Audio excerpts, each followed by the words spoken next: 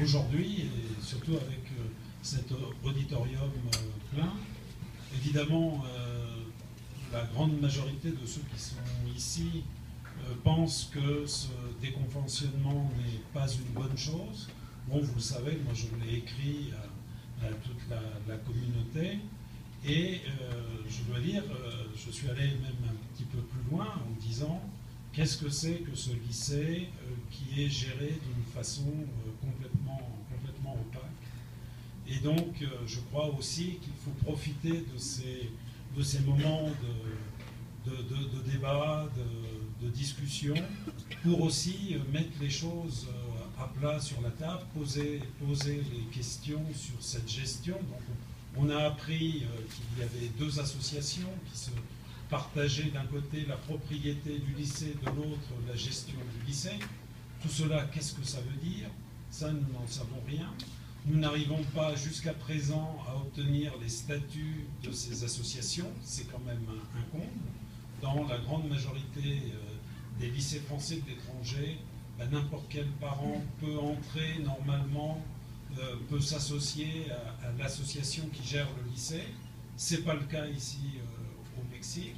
C'est quand même un fonctionnement tout à fait inadmissible. Il me semble qu'il faut profiter aussi de ces moments de discussion pour commencer à rediscuter les fondements mêmes de ce lycée.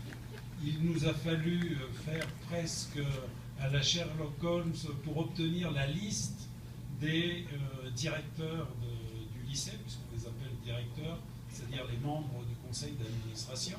C'est quand même un comble qu'on n'arrive même pas à savoir qui dirigeait vraiment le lycée. Bon, on sait bien que c'est une personne, mais quand même, il y a aussi un conseil qui entérine un certain nombre de décisions, comme cette décision du déconventionnement. Donc je crois qu'il faut qu'on arrive aussi à poser toutes ces questions et puis bien sûr à obtenir les réponses. Donc vous avez pu voir qu'il y a eu un communiqué suite à la lettre que je vous avais envoyée. Il y a eu un communiqué qui a été fait par un membre du conseil d'administration qui a donc admis, alors d'un côté on pourrait dire bravo, ça, on sait donc aujourd'hui qu'il y a effectivement deux associations, mais on n'en sait guère plus, puisqu'on ne nous donne pas les statuts, on ne nous dit pas comment ça fonctionne. On nous dit que si le lycée est dissous, les avoirs seront donnés à une autre association éducative.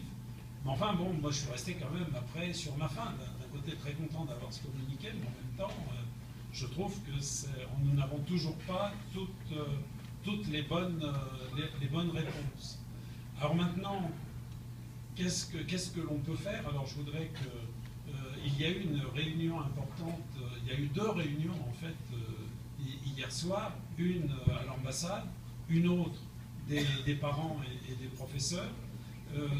Il semble que nous ayons appris un certain nombre de choses sur l'éventualité d'une nouvelle convention, mais il faudrait quand même savoir qu'est-ce qu'il risque d'y avoir dans cette nouvelle convention et savoir si cela convient effectivement à un lycée français de l'étranger avec une identité, je dirais, une identité française, un enseignement français qui suit rigoureusement les programmes français et qui a la même qualité qu'un lycée en France. Donc, est-ce que cette nouvelle convention dont on nous parle, dont on a commencé à nous parler hier, est-ce que ça va dans ce sens? Il semblerait, j'ai déjà entendu des échos de certaines personnes, que ce qui a été dit hier n'irait pas vraiment dans le sens qu'on veut. Et personnellement, je crois qu'il faut que nous insistions vraiment pour qu'il n'y ait plus cette opacité dans ce lycée. Et donc, non seulement exiger, disons, une nouvelle convention qui soit favorable à l'enseignement français de l'étranger, à l'identité française, à la qualité de cet enseignement français, mais aussi qu'il y ait une gestion transparente et une association qui gère le lycée qui soit ouverte à l'ensemble de la communauté du lycée, c'est-à-dire surtout les parents d'élèves, que les parents d'élèves puissent rentrer comme associés dans cette association. C'est du moins ce que moi je vous propose de lutter en fait.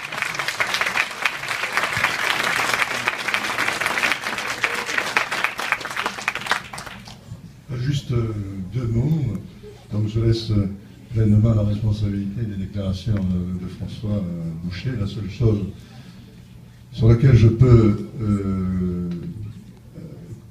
faire un commentaire, la ligne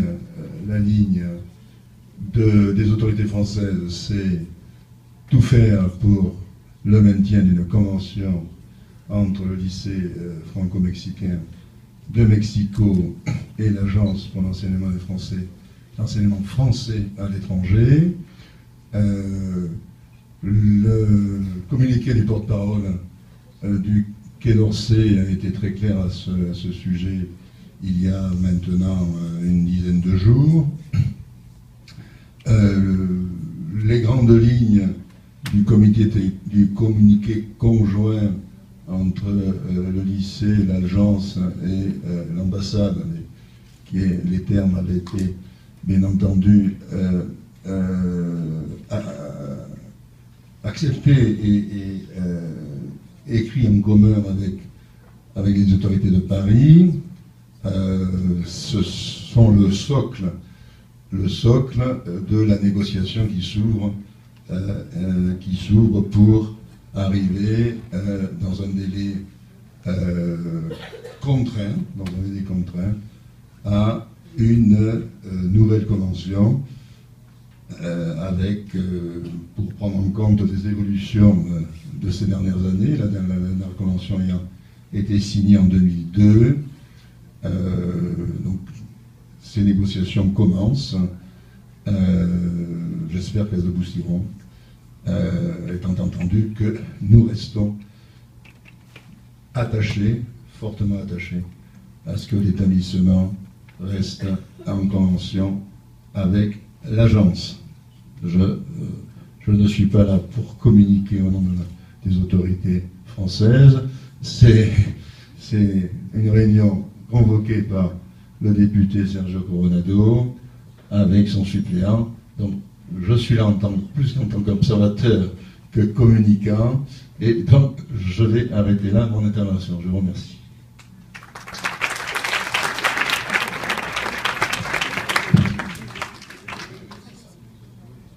Donc le débat est ouvert. Je ne sais pas si Sylvie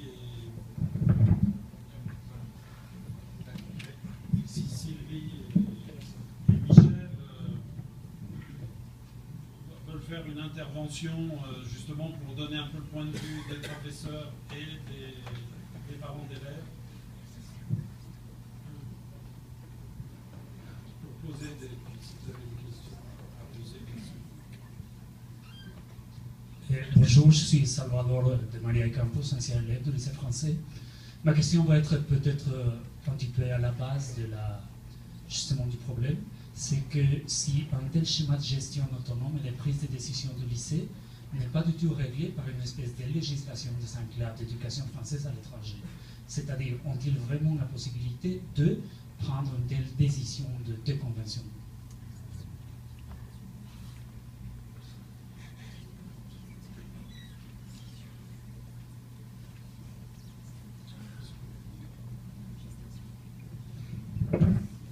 Une convention, en fait, c'est un contrat, c'est comme un mariage.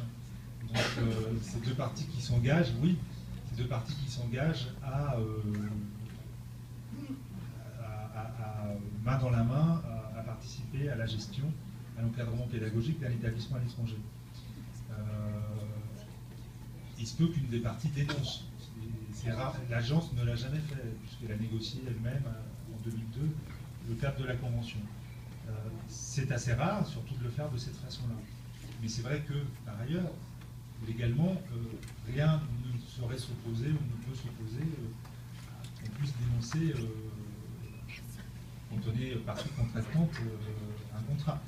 Mais là n'est pas la question. C'est-à-dire que la Convention, elle offre une série de garanties extrêmement importantes à une communauté scolaire, à des enseignants, à la qualité pédagogique d'un établissement. Donc sortir de ce cadre protecteur qu'est la Convention comporte une série de risques. Et il n'y a pas, qui plus est, d'automaticité, excusez-moi, entre ce qui serait la fin d'une convention et puis tout de suite l'homologation, c'est-à-dire qu'il n'y aurait aucun changement. Non, c'est assez compliqué en fait. C'est des expériences qui n'ont pas été tentées justement parce que c'est compliqué, notamment pour des établissements de cette taille. Donc aujourd'hui, la question c'est la capacité qu'on a à maintenir le dialogue pour que le lycée reste dans le cadre de la Convention. Sans faire de plan sur la comète, comme on dit familièrement, et sans être trop optimiste, j'avais, moi, été tenu au courant de l'ensemble des déclarations un peu martiales au départ, sur un déconventionnement qui aurait lieu tout de suite dès la rentrée. Et puis, les derniers propos que j'ai pu entendre, c'est la possibilité d'une discussion, d'une renégociation. Donc, sans tomber dans l'optimisme BA, je me dis qu'à partir du moment où le dialogue est maintenu, il y a de part et d'autre, en tout cas, c'est la volonté manifestée par les autorités françaises d'une discussion pour le maintien coûte que coûte dans le cadre d'une convention, qu'elle soit discutée, réaménagée. C'est plutôt un signe, non pas totalement définitif de sortie de crise, mais en tout cas que la tension est un peu baissée. Mais sur la sortie de convention, oui, ça peut se faire quand le partenaire local, surtout, décide à un moment donné de le faire. Ça a été une tentation. Moi, je connais assez bien les établissements à l'étranger de l'Amérique latine et des Caraïbes. Une tentation assez forte au Chili à un moment donné, et également à Rio de Janeiro au Brésil. Parfois avec des motivations qui tiennent peu finalement à l'intérêt de la communauté scolaire prioritairement. C'est parfois parce que dans le cas de Rio, c'était très visible, un agacement face à un corps enseignant qui était un peu revendicatif.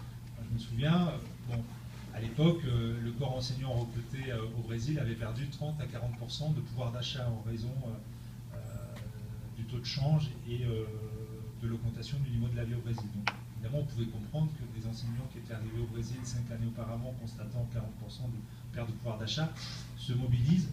Je pense qu'on serait tous à peu près dans le même état d'esprit si ça nous arrivait personnellement. Et en même temps, une fois que le board de Rio a fait un peu les comptes, il s'est rendu compte que faire tourner un établissement sans l'encadrement français, sans l'aide également en termes de prise en charge des salaires expatriés et la contribution au salaire des contrats résidents, c'est pas si simple. C'est pas si simple en termes de viabilité financière, c'est pas si simple non plus en termes de durabilité de la qualité pédagogique de l'établissement. Donc, si ça n'a pas eu lieu, alors que la tentation était forte dans les deux cas, c'est que les choses ne sont pas aussi simples et aussi linéaires qu'on veut bien le dire parfois ou qu'on peut l'entendre. Non, je crois que si en Amérique latine, l'écrasante majorité des lycées ont fait le choix du conventionnement, c'est que c'est une garantie. C'est une garantie pour la communauté universitaire, c'est une garantie pour la qualité pédagogique, c'est une garantie également pour avoir des établissements de cette valeur, de ce rayonnement. Voilà, donc oui, effectivement, on peut regretter que dans la Convention, cette possibilité soit ouverte, mais vous le savez, dans chaque contrat, il y a la possibilité de sortir du contrat. Sans ça, ce n'est pas un contrat, c'est un engagement presque ad vitam aeternam, et ça ne peut pas exister en tant que tel entre des entités. Voilà.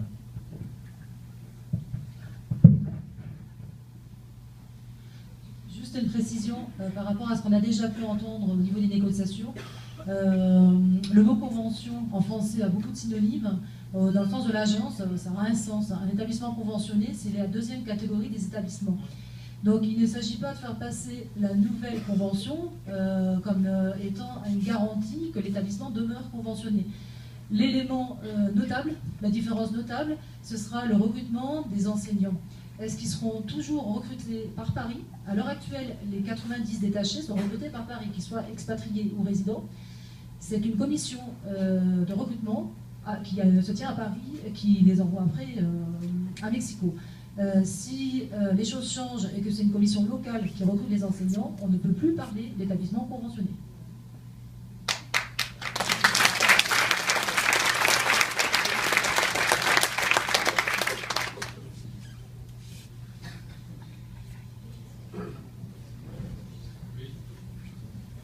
Juste une question. Ce que j'ai entendu dire et ce qui me paraît, c'est que le lycée a été conventionné à partir de 92. Avant 92, il était homologué. Alors, une première question, c'est quelle serait la différence entre homologué et conventionné, qui apparemment c'est que les professeurs sont recrutés en France et envoyés ici, c'est ce que je comprends. Mais quel serait le risque si jusqu'en 92 on était des meilleurs lycées du monde, avec un pourcentage de bac et de tout réussi assez élevé et tout, et on avait des professeurs expatriés, on avait des professeurs résidents. Quel serait le risque? Pourquoi est-ce que cette fois-ci, si on déconventionne, ce ne serait pas la même chose? Alors, il y aura sans doute des explications plus précises, mais en fait, la convention, la date de la convention s'explique en fait parce que c'est la date de création de l'agence. Et le type de relation qui existait, qu'on appelait à l'époque homologation, ce n'est pas la même chose. C'était une convention déjà. Voilà. Donc aujourd'hui, il y a plusieurs types de relations entre les établissements et l'agence. Hein, et la convention en est un. Avec, comme cela a été dit, le recrutement par des commissions en France, et le détachement et l'envoi d'enseignants depuis la France. Donc quand on dit « Ah mais avant c'était homologué, donc ce sera homologué, donc il n'y aura pas de changement », non, c'est pas du tout la même chose. 92, c'est la date de création de l'agence, et donc la mise en place des partenariats au travers de la signature de convention avec l'ensemble des établissements. Voilà.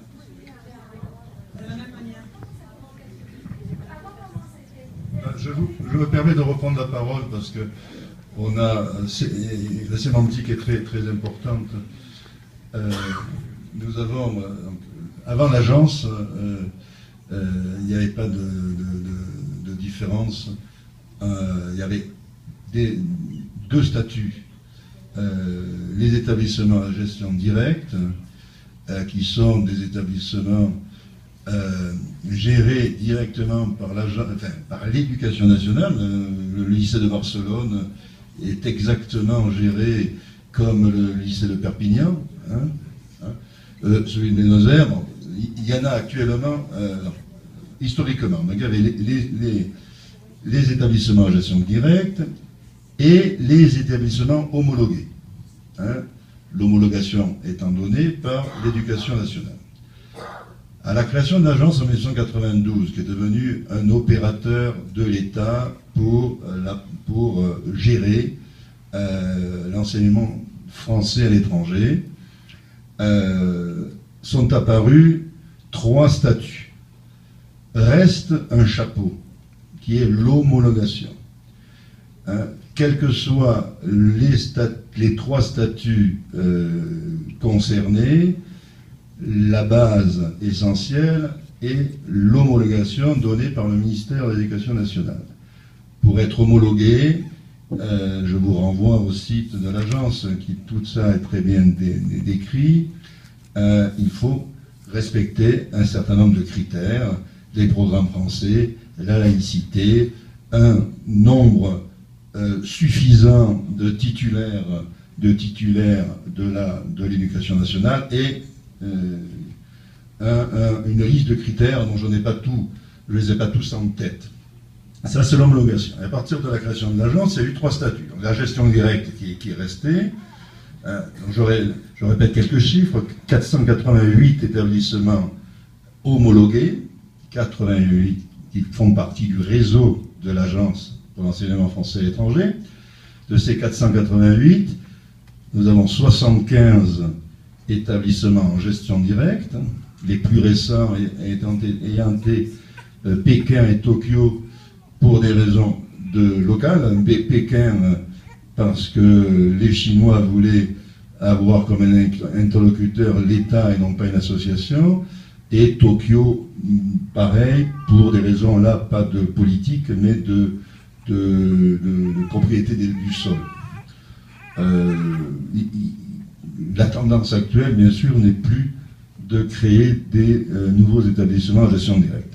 La deuxième catégorie, c'est donc les établissements conventionnés. Il y en a 151 ou 152 qui à l'aide, donc un lien important avec l'État, qui rémunère des expatriés et des professeurs résidents. Des professeurs résidents à hauteur de 50%, grosso modo. Et assure la formation professionnelle continue. Et pour cette formation professionnelle, depuis 2008, l'établissement rémunère l'agence à hauteur de 6% de ses recettes. Après, il y a la troisième statut, donc qui est majoritaire dans le réseau, puisqu'il y en a 260 à peu près, qui sont en contrat de partenariat. Et quand il y a contrat de partenariat, il n'y a plus d'enseignants expatriés ou résidents rémunérés par l'agence, recrutés et rémunérés par l'agence. Dans la plupart des contrats de partenariat, il y a une participation de l'établissement à hauteur de 2 ou de 1% suivant le cadre choisi donc sur les recettes pour assurer la formation continue des enseignants. Et donc un accord de cas partenariat qui est plus ou moins contraignant ou plus ou moins souple. J'avoue que j'en connais pas. Donc c'est sur ce groupe d'établissements en partenariat, ils sont majoritaires. En disant ça, c'est pas que je plaide pour le partenariat, ils sont à l'heure actuelle majoritaires dans le réseau. Il n'en est pas moins vrai que le lycée français de Mexico est le plus gros établissement conventionné actuellement du réseau, quasiment le plus gros établissement étant en concurrence à quelques unités près avec Londres et Madrid qui sont des établissements à gestion directe.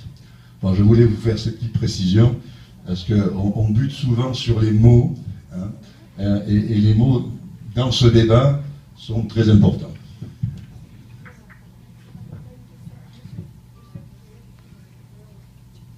Ok, Nadine Parmentier, moi ça fait presque 20 ans que je suis au Mexique, mes enfants sont au lycée français. Premièrement, ils étaient au Molière à Cuernavaca, qui est une école qui est homologuée. J'ai décidé de ramener mes enfants au lycée franco-mexicain parce qu'une école homologuée dans une petite ville comme Cuernavaca, ça devient un désastre au niveau pédagogique. On a tellement peu de francophones que finalement l'école a beaucoup de problèmes pour avoir des effectifs. Donc les enfants rentrent, sortent. À la fin, c'est presque impossible d'apprendre à lire aux enfants avec une seule technique d'apprentissage de la lecture. Il y a beaucoup d'enfants qui ont des problèmes de dyslexie, de dysorthographie. Donc moi j'ai décidé finalement de ramener mes enfants au lycée en espérant une garantie au travers de la convention. Alors ce qui m'alerte aujourd'hui, et je trouve ça complètement incroyable, c'est que dans une convention on dit que c'est un mariage, mais apparemment on ne sait pas avec qui l'État s'est marié au Mexique. On ne sait même pas qui c'est.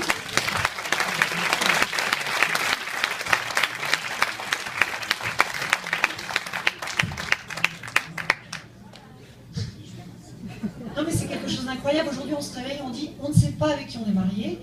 Donc je suppose que depuis la fondation du lycée, il y a quand même des fonds publics qui ont été investis pensant au bien-être de la communauté et de tous les gens qui aujourd'hui sont assis ici.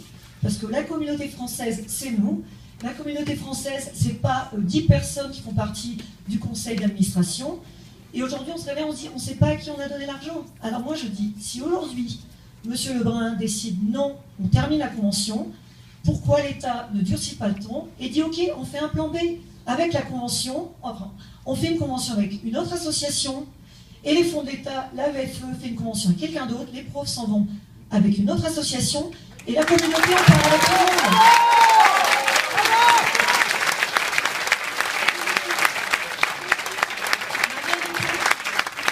La réalité, c'est s'il n'y a pas de plan B, on va perdre. C'est sûr. Parce que si tous les parents, on reste au lycée ici à Polanco, même si 10 personnes décident que c'est fini l'État, si 10 personnes décident que les profs, 80 profs peuvent gagner 30% en moins ou 40% en moins de leurs revenus et rester ici, et peut-être demain aussi, moi j'ai une phrase qui m'a vraiment choquée, que j'ai lue sur Internet, un article de M. Lebrun qui a dit « Au Mexique, nous avons un vivier intarissable de talents auprès des conjoints des expatriés. » Mais c'est quand même incroyable ça. On n'est plus en 1937. C'est pas possible. C'est pas possible. On va quand même pas penser que les profs aujourd'hui, parce qu'il y a des femmes au foyer qui n'ont rien à faire, l'après-midi vont être très contentes de travailler pour le salaire qu'on leur donne pour être prof. Moi aussi je peux être prof. Je pense que je peux être prof d'anglais, je peux être prof d'espagnol, je peux être prof de français, je peux être prof d'histoire, je peux être très bonne prof. J'ai pas étudié pour ça. On peut pas travailler, c'est pas soutenable. Et moi je sais pas, au niveau de l'homologation, on dit combien d'élèves vous allez tolérer dans les classes? Combien? Parce qu'on dit on va pas augmenter, non, je suis limité. Monsieur Lebrun dit je suis limité. Pas plus de temps d'élèves par classe. Mais aujourd'hui on est à combien? 25? Si la France permet 33, on va être à 33. Bien sûr qu'on va être à 33. Personne nous dit, on dit non, l'homologation, on va avoir le maximum d'élèves, on va avoir les élèves que nous permet la France dans le cadre de l'homologation. Mais personne ne nous dit combien d'élèves. Donc tout ça, il n'y a pas de clarté. Monsieur Lebrun ne nous donne pas de clarté. Nous, ce qu'on espère de la France, parce que c'est un mariage, donc c'est pas Monsieur Lebrun tout seul, c'est que la France nous rende la transparence que Monsieur Lebrun ne nous donne pas. Alors mettez-nous tous les comptes sur la table, dites-nous combien vous payez d'argent, dites-nous combien ils reçoivent de subventions, dites-nous combien sont les écolages, et on fait les comptes. Bravo. Mais la transparence doit venir d'un certain côté, parce que Monsieur Lebrun ne va pas nous les donner.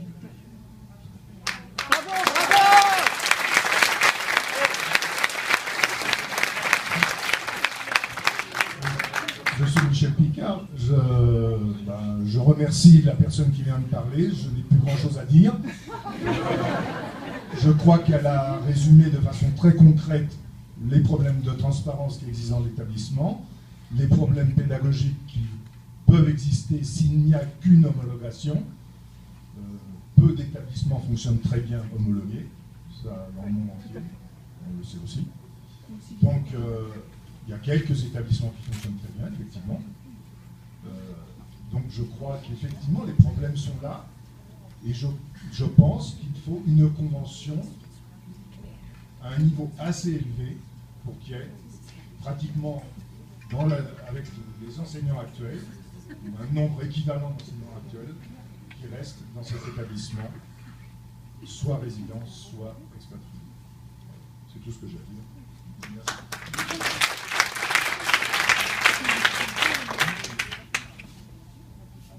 Bonjour, je suis un ancien élève du lycée franco-mexicain et d'après ce que je savais, c'est que le lycée était fondé avec les deux États, disons France et Mexique, pour en faire des liens culturels et avec de l'argent des deux États pour en faire l'établissement. Et il y avait eu une création d'une association pour en profiter d'une façon convenable et transparente. Maintenant, je me demande, est-ce que vous avez eu des contacts avec les autorités mexicaines d'après ce qui va se passer à propos du lycée?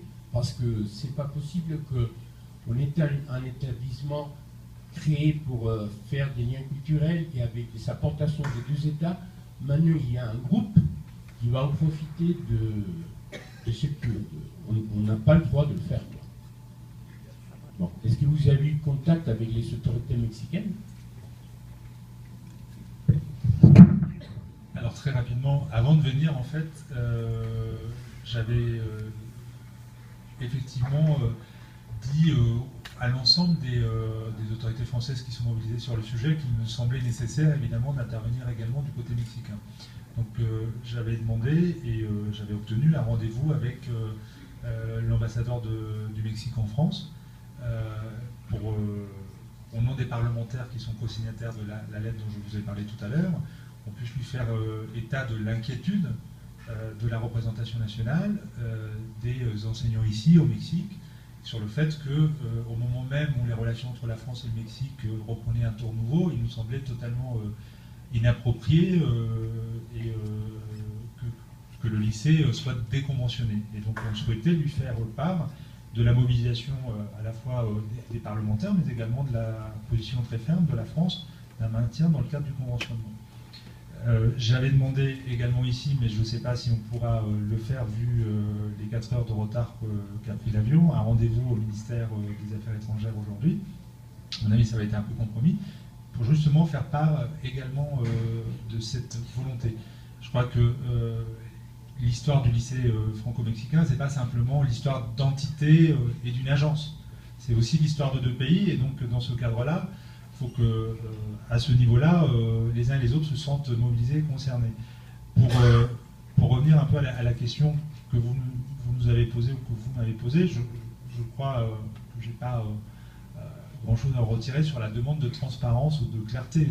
Moi, en tant que parlementaire, je me trouve confronté parfois aux mêmes difficultés quand je demande à voir des rapports chiffrés, d'apports et de contributions.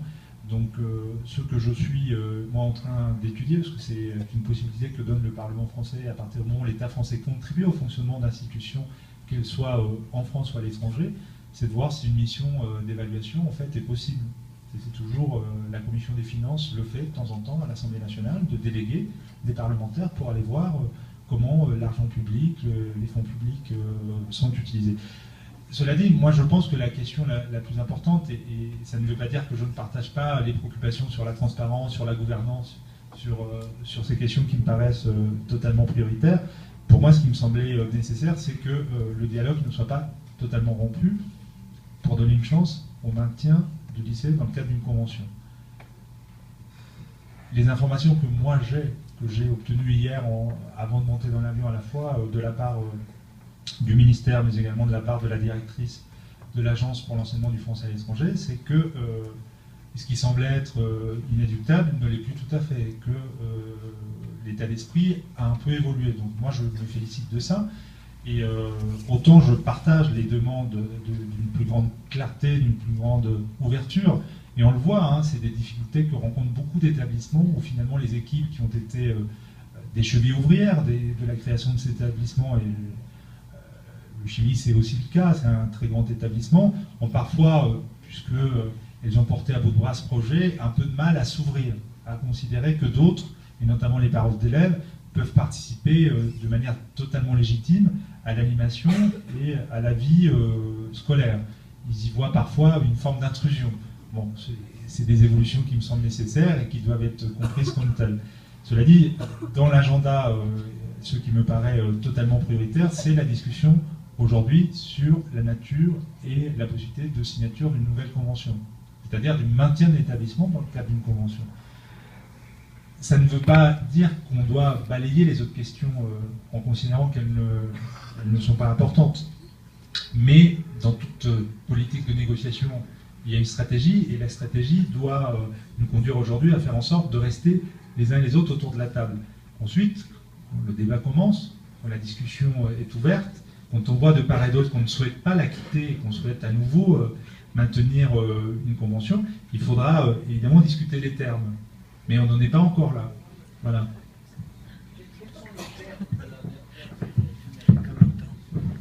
Ça c'est la... J'écoute. Ça c'est la pause, ça c'est stop. Tu passes le lycée au labo. Ouais, je te le mets tout le temps. Écoutez, les termes, moi je dois récupérer là, parce que j'ai justement demandé à récupérer la convention même. Parce que je pense que c'était plus facile de l'obtenir du côté de l'agence que ici. Donc l'alliance, enfin l'agence est prête à faire évoluer les termes de la convention. Cela dit, ce qui a été rappelé par Sylvie tout à l'heure, les termes d'une nouvelle convention doivent rester quand même très clairs quant au statut des enseignants, à l'encadrement pédagogique, et puis il peut y être ajouté également des formes de gouvernance et du fonctionnement de la vie scolaire. Ça a été rappelé par le consul général, par exemple le respect de la laïcité fait partie des principes, même d'une homologation, d'un partenariat large, au souple. Donc ces questions-là, elles doivent être abordées en tant que telles. Bonjour. Sergio, je vous remercie d'être avec nous et de nous apporter ce soutien. Moi, ma question, c'est de savoir, parce qu'on est beaucoup de parents qui sommes attachés à la Convention, en cas que le lycée maintient sa posture d'aller vers l'homologation, on a parlé avec pas mal de parents qui sont prêts à nous lancer dans l'aventure de créer une nouvelle institution qui soit conventionnée. Et ce qu'on voudrait savoir, on va avoir le soutien de la France si on se lance dans cette aventure?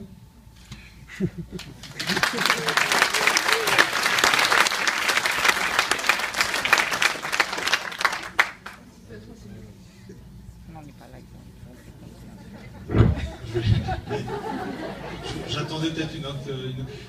Écoutez, ce que je sais, moi en tant que parlementaire, et François peut le confirmer, souvent les parlementaires des Français et de l'étranger se mobilisent pour faire en sorte que toutes les communautés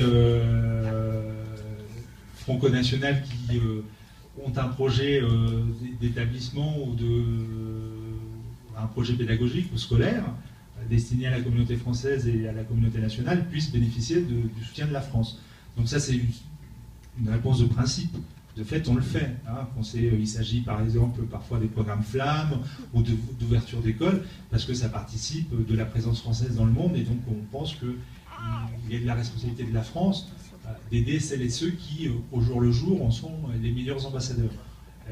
Évidemment que, de mon point de vue, si la situation que je ne souhaite pas venait à consacrer une rupture et donc une sortie de convention, la question se poserait effectivement, et en tant que parlementaire, moi je n'ai pas de doute pour vous répondre et dire qu'évidemment j'appuierai et je ferai en sorte de mobiliser les autorités françaises pour appuyer celles et ceux qui auraient un projet pédagogique. Évidemment, ça me semble prêt. Ce serait une discussion importante, longue, difficile parfois avec les autorités compétentes. Mais ce que je voudrais dire, c'est que moi je ne pense pas que la partie soit perdue. Loin de là. Qu'elle soit difficile, je le sais. Qu'elle va être difficile, je le sais aussi, et que, bon, voilà, on n'a pas un partenaire en face qui soit toujours dans un esprit de dialogue. Ce que je crois néanmoins, comme je l'ai dit, c'est que l'état d'esprit a changé, et que le fait que la France, dans toutes ses représentations, qu'elles soient agences, ministères, direction du ministère des Affaires étrangères qui gère l'Amérique latine et la direction de la mondialisation, ait dit leur volonté de faire en sorte que le lycée reste dans le cadre de la Convention, je pense que ça a marqué des points. Ensuite, je crois aussi qu'il n'y a pas d'automaticité quand on sort d'une convention à être tout de suite homologué et finalement à faire croire que rien ne changera. Ce n'est pas automatique. Les choses ne se passent pas comme ça. Donc cette question-là de la viabilité d'un projet, d'un établissement, et moi je vais vous dire très franchement les choses. Moi, M. Lebrun, je ne le connais pas. Parce que non, je ne le connais pas.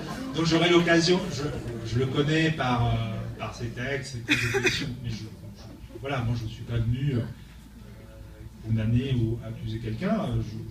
J'ai pris la peine de prendre rendez-vous avec lui, donc on aura une discussion évidemment sur ce qu'on vient d'évoquer ici, et je me ferai à la fois le porte-parole des parlementaires inquiets sur un possible déconventionnement, mais également des parents d'élèves et des enseignants qui m'ont saisi, qui m'ont tenu au courant de la dégradation et du dialogue. Mais je crois que quand on a donné, quoi qu'on en dise, une partie de son énergie, une partie de sa vie pour mettre en place un établissement, on en est soucieux. C'est-à-dire que la viabilité d'un projet hors convention n'est pas quelque chose d'acquis. Donc ça doit le faire réfléchir. Ça doit vraiment le faire réfléchir, parce qu'il y a un certain nombre de personnes avec le même profil que j'ai rencontré en Amérique latine et que je connais davantage que lui. Ce sont des paramètres qui les ont fait réfléchir alors même que la tentation du déconventionnement existait. Voilà. Je pense que à chaque fois, il y a un très fort attachement à la France. Alors évidemment, parfois sous un aspect un peu autoritaire, un peu ferme au dialogue, mais je crois que cet attachement-là ne peut pas être vraiment mis en doute. Et donc moi, je compte l'interpeller sur cette question-là. Comment, quand on est attaché à la relation avec la France, quand on a contribué depuis de longues années à faire en sorte que un établissement comme celui de Mexico existe, on soit tenté de franchir une étape et de prendre une décision qui remet en cause finalement ce travail et la qualité de l'encadrement, l'excellence des résultats. On n'a aucune garantie en sortie de convention. Donc voilà, moi je compte l'interpeller en faisant part évidemment de ce qui m'a été dit et de ce qui est ma conviction profonde, c'est-à-dire que au nom de la qualité de l'enseignement, du souci des élèves et des familles, et puis également de la préoccupation sur le statut des enseignants, je crois que la meilleure solution, ça a toujours été, ça le reste, ça restera toujours le maintien des lycées dans une convention.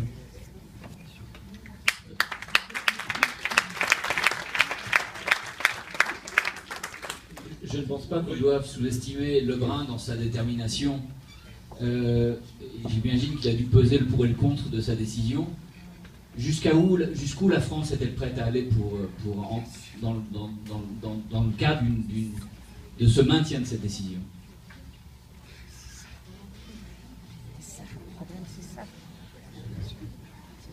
Pour le moment, on en est au stade des négociations. On ne peut pas vraiment présager, je dirais, de l'avenir. Alors, je voulais faire simplement un commentaire sur ce qui avait été dit avant. Je crois que nous nous trouvons un petit peu à la croisée des chemins. C'est-à-dire que d'un côté, il y a la décision, la lettre qui a été envoyée à l'AEFE, que le conseil d'administration du lycée demandait la déconvention et donc voulait passer à un autre système de partenariat.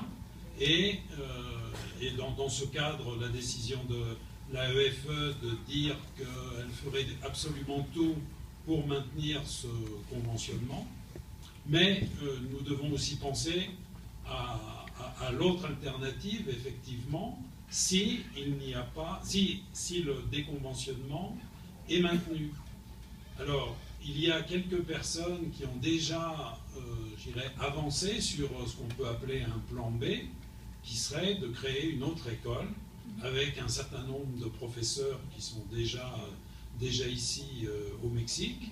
Et je crois personnellement que de penser à créer cette autre école est une bonne chose dans la mesure que cela fera une pression énorme sur M. Lebrun dans la perspective de renégocier la convention. Donc je vous invite à tous à y penser.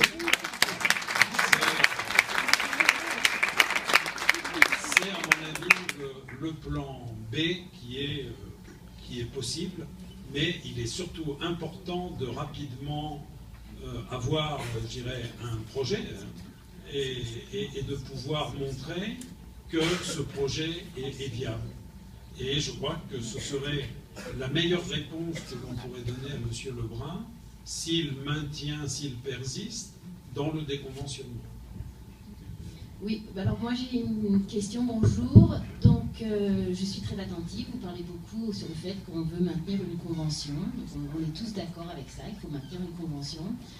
Par contre, hier, là ce n'est pas des rumeurs, j'ai entendu parler d'une convention qu'on peut appeler light, on va dire un nouveau type de convention qui serait proposée. Et donc je suis un peu inquiète vis-à-vis de ça. Est-ce que la France est d'accord? Voilà, est-ce que la France serait d'accord pour signer? Donc on va sans doute rester conventionné, ce serait une nouvelle convention. Par contre, ce n'est pas une convention qui est normalement bien faite. On va dire on perd certains statuts, dont le statut des enseignants, qui deviendraient tous des contrats locaux. Donc maintenant, je ne comprends plus la différence entre une convention et une homologation. Est-ce que la France est prête à signer une convention qu'on va appeler convention, mais qui en fait est une homologation?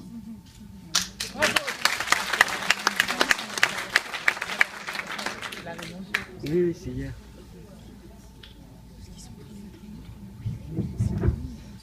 Oui, j'entends bien.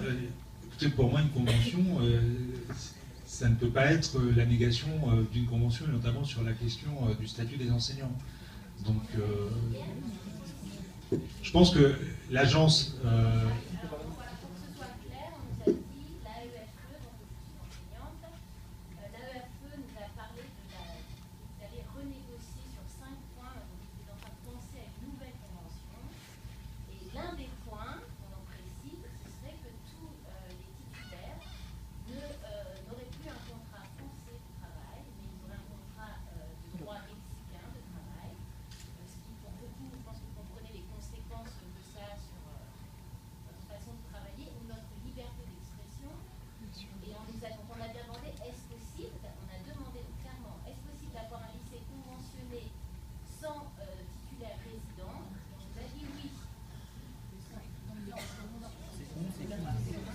c'est la EFE. Moi, j'entends bien cette préoccupation. Moi, écoutez, moi, à chaque fois que j'ai eu, et je l'ai eu hier soir quand je prenais mon RER pour aller à l'aéroport, quand j'ai eu la directrice de l'agence du Français pour l'étranger, et on se parle assez franchement parce qu'on était en prépa ensemble il y a très très longtemps avec Hélène. Moi, je lui ai dit un certain nombre de points qui me paraissaient incontournables. Et la question du statut des enseignants paraît totalement incontournable, étant entendu en effet que souvent la tentation du déconventionnement s'accompagne effectivement d'une crispation sur la liberté qu'aurait le corps enseignant, leur indiscipline. Voilà, donc ça a été une question qui avait été évoquée à Rio, et c'était aussi une question qui est évoquée de manière récurrente au Chili. Donc je crois effectivement que c'est un point important. De mon point de vue, quand je l'ai parlé avec la directrice, elle ne m'a pas fait état de ce point-là comme étant un point possible de la négociation. Ce que je ne faisais pas, effectivement. Alors, moi, ce que je souhaite, effectivement, je ne souhaite pas m'engager dans des démentis ou des confirmations. Ce que je sais, moi, c'est ce qui m'a été écrit. J'ai un certain nombre de courriers sur la volonté de l'agence de garder le lycée dans le cadre de la Convention. Je demanderai également, dès mon retour à Paris, par lettre publique, quelle est la stratégie de négociation de l'agence. Je peux comprendre que tout ça se serait exprimé de manière diplomatique, mais je dirais très clairement quels sont les points qui me semblent devoir être clarifiés. Est-ce qu'on s'achemine vers une négociation sur le statut des enseignants? Moi, je ne le crois pas possible. Mais après, on peut pas... Je finis. Et d'autre part, je pense qu'avant même que la négociation ne soit engagée, on ne peut pas dire qu'elle aboutira à ça. Moi, je vous le dis, je pense que le meilleur la meilleure solution, c'est le maintien dans le cadre de la Convention. Et ensuite, voilà, on fera petit à petit le chemin nécessaire pour que des questions qui ont été évoquées sur la gouvernance, sur la transparence soient améliorées. Mais la priorité, c'est le maintien dans le cadre de la Convention. Voilà les informations que j'ai. Je verrai également le représentant de l'agence qui est ici, que je connais bien parce qu'il est à Bogota d'habitude, et qui est en discussion permanente avec la direction du lycée. Donc je demanderai les clarifications nécessaires en fonction de ce qui m'a été dit ce matin. Merci messieurs d'être là. Une petite question, il y a un certain nombre de doutes sur le calendrier. Il y a beaucoup de dates qui traînent de partout. Quelles sont les dates objectives des principales phases de négociation, de cassation de la Convention, etc. Est-ce que vous avez une idée précise des calendriers?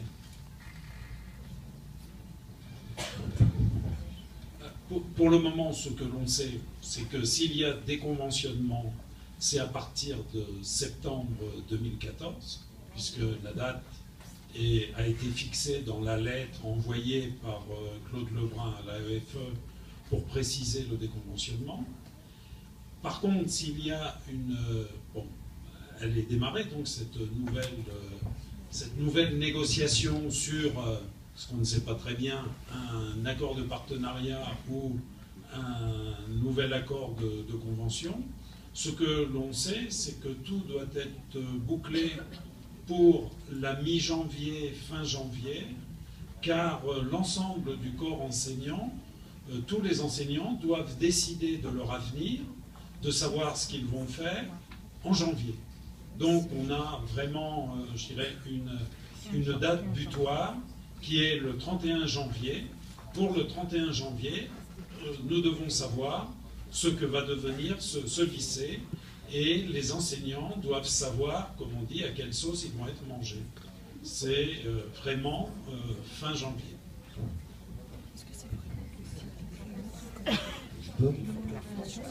Ça marche? Pardon, madame. J'ai le micro avant. Excusez-moi. Bonjour, monsieur le député. Bonjour, monsieur le consul. Bonjour, François. Je suis Geneviève Béraud-Suberville, dite Minouche, conseillère à l'Assemblée des Français de l'étranger, comme François Boucher et Marie-Hélène Ponvial. Je souhaitais intervenir un peu après l'intervention de différents parents, et je me rends compte qu'il y a une grande confusion avec homologation et conventionnement. Je veux vous dire, je ne fais pas partie du conseil d'administration du lycée comme beaucoup le pensent. François et moi, nous sommes invités quand le conseil veut bien, et donc notre regard est extérieur.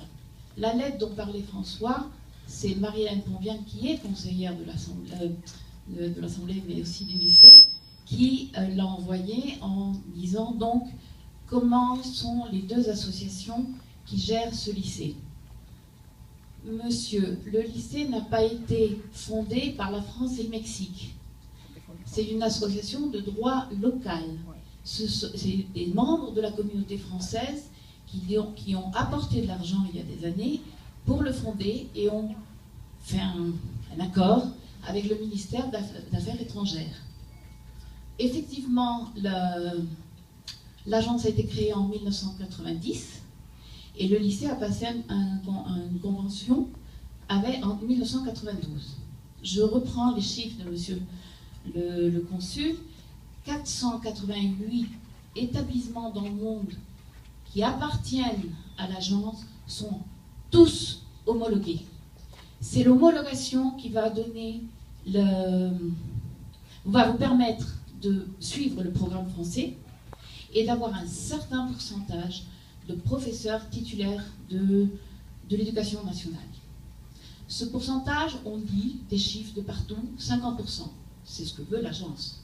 Aujourd'hui, il y a, je crois, et ne faites pas tout à fait à mes chiffres, mais 17% qui est demandé.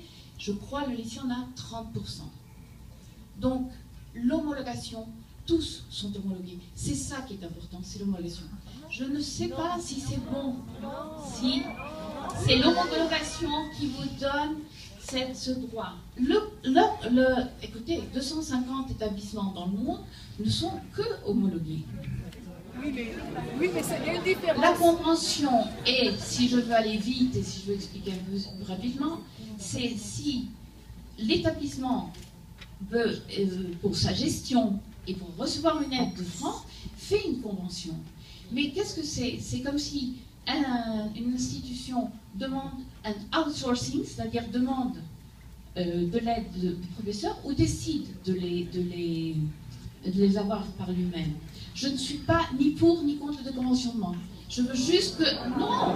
Non, je veux que les choses soient claires, c'est tout. Homologation est la partie importante. Et il y a une grande confusion. Donc, je voulais juste intervenir sur ces chiffres, sur ces trucs. Ne confondez pas, rentrez vraiment. Voyez dans le site AFE ce qu'est l'homologation et ce qu'est le conventionnement. Le conventionnement, c'est une décision de gestion. Je veux l'aide de l'agence ou pas pour avoir de l'aide financière ou pour avoir les directeurs et certains professeurs. C'est une décision de l'établissement. Et aujourd'hui, l'établissement est une association de droit local AC et les propriétaires des murs est une autre association de droit local AC. Ce n'est pas ni le gouvernement mexicain ni le gouvernement français qui sont propriétaires. Donc, c'est à eux de prendre les décisions. Et comme parent d'élèves, je suis quand même étonnée que quand on inscrit les enfants au lycée, on n'a pas demandé s'il était des conventionnements, homologués, etc. Je ne vois pas non plus les parents demander au Wistermans à d'autres ou d'autres institutions qui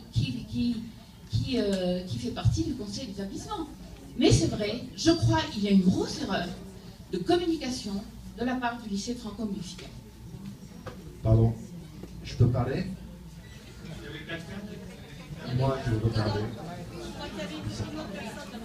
François, c'est Bon, juste un mot pour ce que vient de dire cette dame. Donc, sur l'homologation, je suis Joseph Alonso, je suis expert en éducation auprès du ministère de l'Éducation nationale et expert honoraire au Mexique pour l'enseignement professionnel. Je connais très bien le lycée franco-mexicain, le lycée chilien, péruvien, puisque j'ai travaillé et je faisais partie à chaque fois du conseil d'administration. Ce que je voudrais dire, c'est que l'homologation, effectivement, n'a absolument rien à voir avec le conventionnement. On ne peut pas avoir de conventionnement sans homologation, mais on peut très bien avoir d'homologation sans conventionnement. L'homologation peut se faire pour un établissement dans lequel il n'y a absolument aucun enseignant français. C'est le cas dans de nombreux lycées au Chili, qui sont homologués avec uniquement des professeurs. Comment? Oui, c'est absolument vrai. Bon, alors, je voudrais dire ça, le conventionnement le conventionnement, pourquoi, Monsieur Lebrun, depuis tant de temps, ce n'est pas d'aujourd'hui, ça fait plus de 20 ans que la communauté, une certaine communauté française, cherche à sortir du conventionnement ou de la tutelle française. Ce n'est pas un problème d'organisation ou de gestion d'établissement. Ce n'est essentiellement qu'une affaire de gros sous. Et ce n'est que ça. C'est ce qui va permettre au lycée de pratiquer les tarifs qu'il souhaite. C'est ce qui va permettre au lycée de ne plus donner les 6% qui permettent à la formation professionnelle continue des enseignants. C'est ce qui va permettre au lycée de choisir les enseignants qu'il souhaite au prix qu'il souhaite. C'est ça le déconventionnement. Alors, moi je voudrais... Et je pense que c'est cela qu'on doit expliquer aux professeurs et aux parents d'élèves. Alors, je suis quand même très étonné que dans une réunion comme celle-ci, qui concerne le lycée franco-mexicain, dans lequel il y a plus des 2/3 des enfants qui sont des enfants mexicains. Je suis très étonné, et je parle avec de nombreux parents d'élèves qui ont leurs enfants au lycée, des parents d'élèves mexicains, qui ne comprennent absolument rien du tout au conventionnement, déconventionnement, homologation et non-homologation. Ils savent, ils sentent qu'il peut se passer quelque chose pour eux, mais ils ne comprennent pas.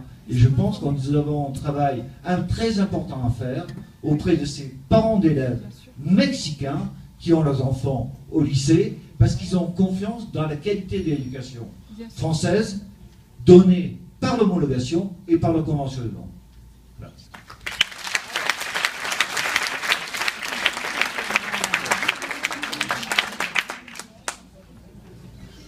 Enfin, quand même, Joseph, que tu dis, c'est uniquement une affaire de gros sous.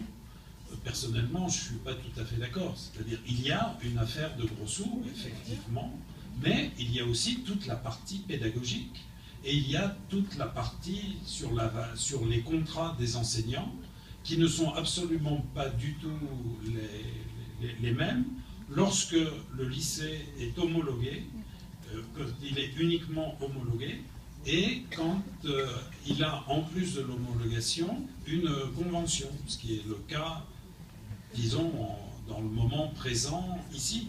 Il y a quand même une très grosse, ce que nous disait une enseignante sur la liberté de parole, par exemple, hein, oui, sur la liberté de penser, elle n'est absolument pas du tout la même dans un cas et dans l'autre.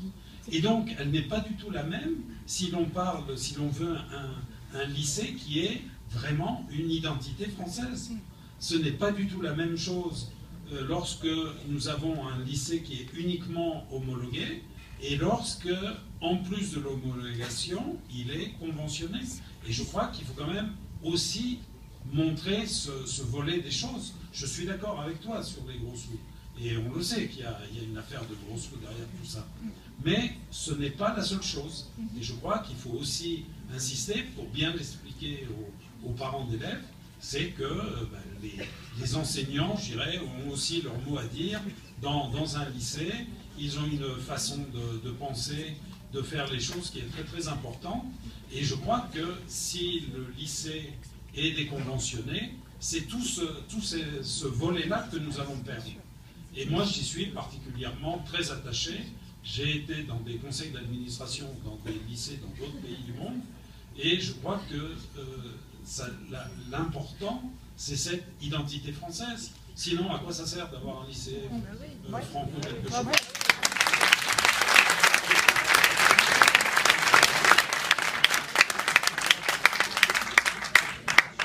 Monsieur le député, merci de votre présence. Moi, je souhaiterais continuer à vous interroger sur la position française. Vous indiquez, on voit bien, de par vos origines, votre attachement au conventionnement des établissements français à l'étranger. Vous indiquez que la position française est extrêmement cohérente. Or, dans les faits, nous n'observons pas cela. Les textes de notre gouvernement indiquent une réorientation de la EFE à coût constant vers une augmentation peut-être de la proposition française à l'étranger. Donc on pourrait penser que ce déconventionnement actuel conviendrait peut-être à ces nouvelles orientations de la EFE. Or vous indiquez que vous êtes très attaché au au conventionnement de l'établissement, tout en acceptant finalement la position du gouvernement actuel, de réorienter l'AEFE. Nous avons vu aussi une hiérarchie française au sein même de notre établissement qui a quand même soutenu ce projet de déconventionnement. Et nous voyons maintenant depuis hier un inspecteur de l'AEFE, un fonctionnaire français, qui nous dit que ce conventionnement pourrait prendre une allure de partenariat dans lequel, tout simplement, les fonctionnaires français cessent d'être des fonctionnaires français, deviennent des Français prêtant leurs services en contrat local, n'ont plus de lettre de mission de leur pays. Donc cette position que vous dites ferme, cohérente, sur le terrain ne nous semble pas aussi cohérente que vous voulez bien l'indiquer.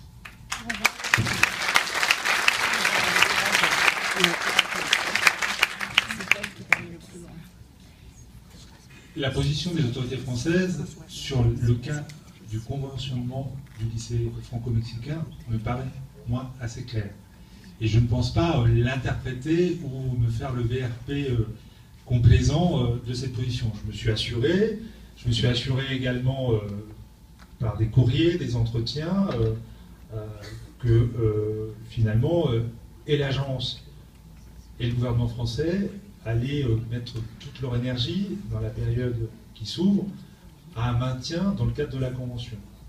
J'ai parfois été critique sur la gestion et notamment sur le rôle que peuvent jouer certains fonctionnaires de l'agence dans finalement le maintien de l'esprit auquel est soumis, c'est même une obligation à laquelle est soumise tout fonctionnaire français, c'est-à-dire que on ne doit pas contrevenir aux intérêts ni de l'agence ni de la France, et que ça n'a pas toujours été clair dans le cas du lycée franco-mexicain, pour dire les choses fort diplomatiquement.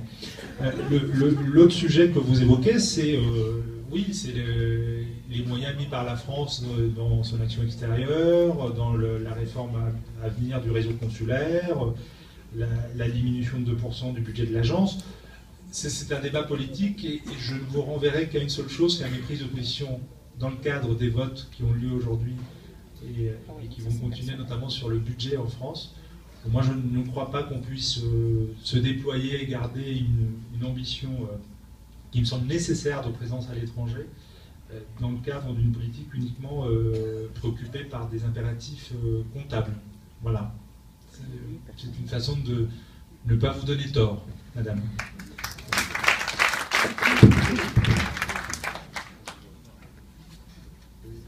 Bonjour, moi je suis parent d'élève. Je voudrais répondre à madame et faire une précision.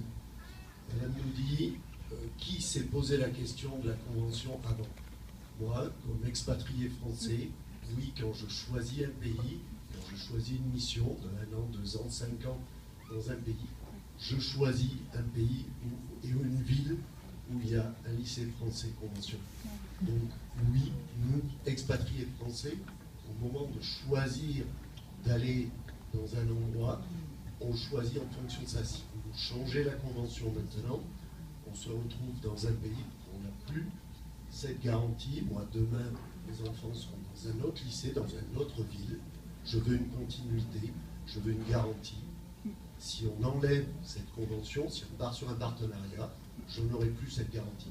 Alors oui, je me pose cette question et je voudrais la poser à tous ici, et je voudrais que nos représentants, que ce soit à l'Assemblée ou juste nos représentants consulaires, tiennent compte de cette question-là.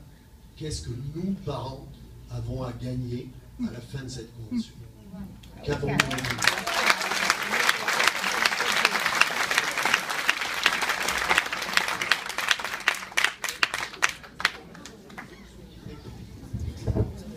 Très rapidement, ce que je vois, moi, quand je me promène, pas tout à fait dans les 33 pays, mais dans une grande partie des pays de la circonscription, c'est que, au-delà du débat technique entre homologation et conventionnement, le fait d'avoir des établissements avec des enseignants français, dont on sait qu'ils ont été formés en France, qui sont soit en contrat expatrié, soit en contrat résident, avec une administration française qui ne respecte pas simplement des critères pédagogiques français, mais également un fonctionnement respectant l'esprit de l'école républicaine, c'est la garantie de la France, c'est le gage de la confiance. Donc je ne suis pas du tout étonné, moi je ne vois pas d'inconvénient quand les parents expatriés ou les parents français vont et choisissent un établissement, ils choisissent un établissement conventionné, évidemment, c'est ça qui crée la confiance. Donc ce que je crois, c'est que moi je ne fais pas de description apocalyptique. Il y a, comme cela a été dit, des établissements qui fonctionnent dans le monde uniquement dans le cadre de l'homologation, qui peuvent permettre que les enfants passent le bac et il n'y a pas de... Voilà. Mais cette confiance-là qui existe dans les établissements qui sont dans le cadre de la Convention, elle me paraît primordiale. Elle est le gage vraiment de la confiance des familles dans l'institution. Et quand cette confiance-là n'existe pas, c'est assez compliqué de faire vivre une institution. C'est très compliqué de la faire tourner. C'est pas une entreprise, une institution scolaire. Elle associe des objectifs pédagogiques d'excellence qui ne sont pas des objectifs rentables. Donc je crois que cette préoccupation-là, elle peut, au-delà des différences aujourd'hui, être partagée, elle peut être au centre des discussions qui s'engagent. C'est-à-dire avoir le souci que l'établissement lycée français franco-mexicain, avec le passé, son rayonnement, son excellence, puisse être un établissement qui a la confiance des familles françaises, des familles mexicaines qui ont fait le choix d'un enseignement à la française pour leurs enfants.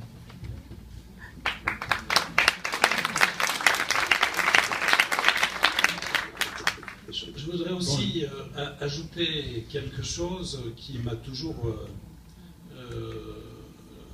appelé l'attention. C'est que je crois qu'aujourd'hui, on ne peut plus évaluer les lycées, que ce soit les lycées français, disons en France, ou les lycées français de l'étranger, uniquement sur le critère du nombre de réussites au bac. Pourquoi? Parce qu'aujourd'hui, l'ensemble des lycées et l'ensemble des lycées français de l'étranger ont effectivement des taux de réussite qui sont toujours entre 90 et 100, et même, je dirais, entre 95 et 100. Pour moi, le véritable critère que nous devrions avoir sur l'évaluation des lycées, c'est qu'est-ce qui se passe 2 ans après. Parce qu'en fait, ce qui est important, c'est comment nos lycées préparent les élèves à leur vie future, en premier, à leur réussite universitaire. Et donc, si on voulait vraiment un vrai critère d'évaluation, ce serait la réussite des élèves bacheliers 2 ans après leur entrée, disons, dans les études universitaires. Combien sont entrés dans des grandes écoles, combien sont en 3e année de médecine, de droit, etc. Pour moi c'est ça le véritable critère. Et donc, se rassurer en disant de toute façon le lycée a 97% de réussite au bac, ne me paraît, pour moi, n'est pas forcément une garantie de succès des élèves après dans les études universitaires. Et je crois que si on change de statut dans ce lycée, ce qui risque de changer, au niveau du bac, il y aura, parce qu'on l'a vu, on a déjà vu les statistiques des lycées qui ne sont qu'homologués, les lycées qui sont conventionnés, les lycées en gestion directe. On voit bien que la différence au niveau de la réussite au bac, c'est très très très proche les uns des autres. Mais je suis persuadé que si on faisait une étude approfondie de qu'est-ce qui se passe pour ces élèves 2 ans après, on verrait de sérieuses différences entre les différentes catégories de lycées.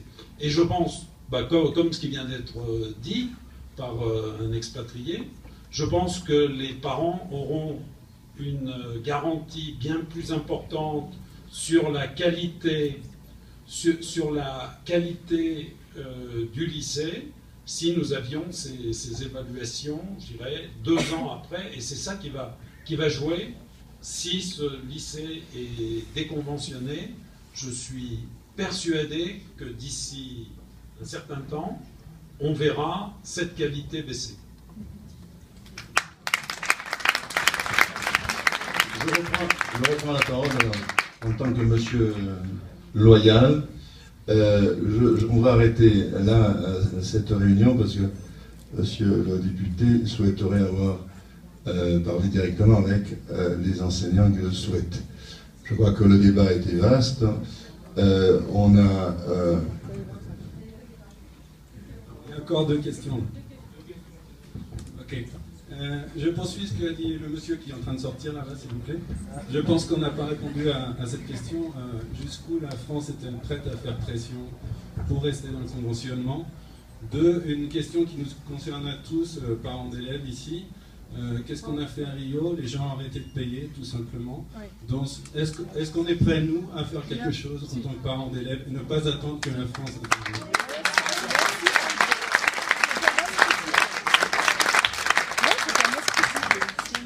Bonjour, je m'appelle Mariano Tabou et depuis que tout a commencé, je me suis engagé avec un collectif qui s'appelle MonLFM et on a créé un site, monlfm.com, où on veut informer à tout le monde sur ce qui se passe à l'école, sur ce qui est les conventionnements, l'homologation et toutes les autres terminologies.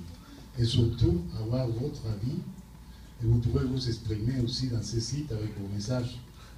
Tout ça, on va les publier et on les fera arriver aux autorités compétentes. Alors, le site c'est monlfm.com et nous sommes là pour faire passer vos messages aussi.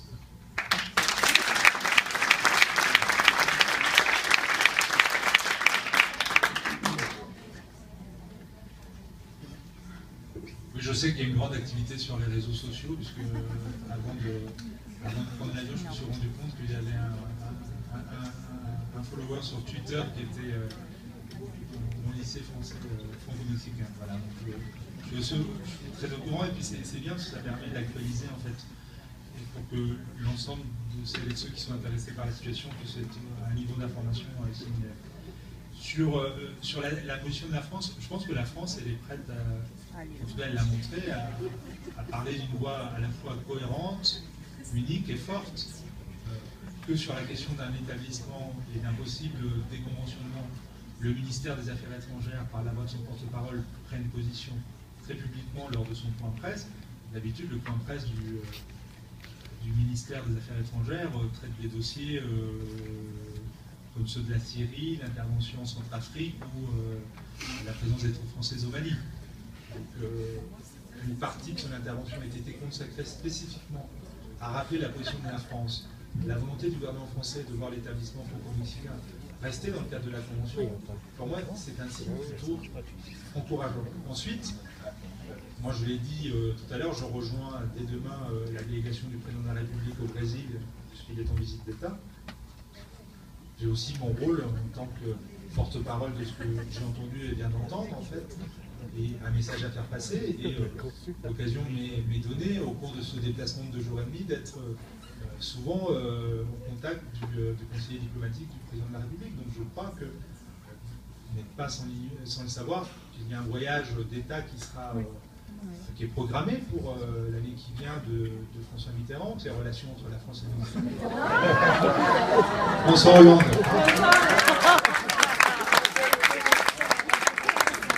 Vous savez, c'est parce que j'ai toujours en tête, à chaque fois qu'il y a un déplacement de ministres et de présidents en Amérique latine, j'ai toujours en tête ce très beau discours de Cancun et je trouve qu'il faudrait s'en inspirer davantage. C'est